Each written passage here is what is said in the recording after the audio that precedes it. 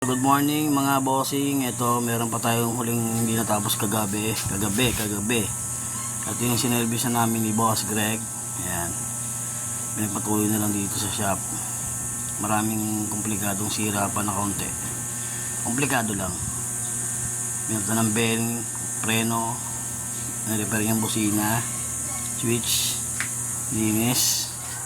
Okay na, goods na. Pero meron dito yung isang malupitan na dumating na NMAX. Ayan. Bagong bili ni paring Arvin. Ayan. Shoutout kay paring Arvin. Shoutout daw kay paring Gilbert. Ayan. Hindi naandar, bagong bili. Kawawa naman yung bumili. Pagkabayad, pagka-uwi, hindi na umandar. Yun. Medyo gabi na. Kaya hindi na natin nagawa. Dumating sila. Tapos may binapasado ng gabi. Hindi siya na umandar. Ang cause niya nagpuputok ng fuse.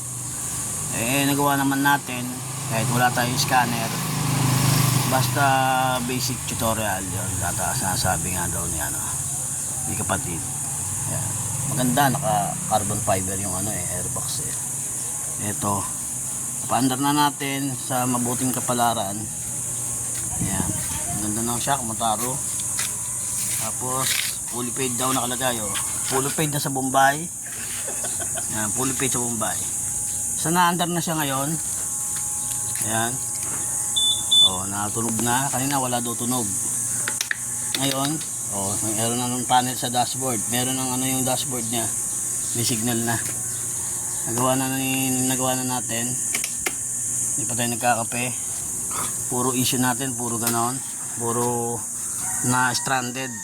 Kahapon yung shoutout sa tropa kay Boss Ariel Aerox, nasa Kumase, ang layo, hindi ko napuntahan, pasensya ka na, pagbalik mo na lang.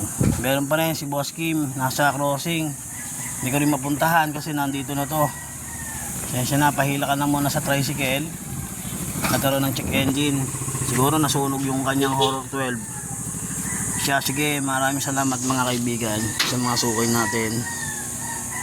Ingat po sa ride. Salamat po. Yun, that's it.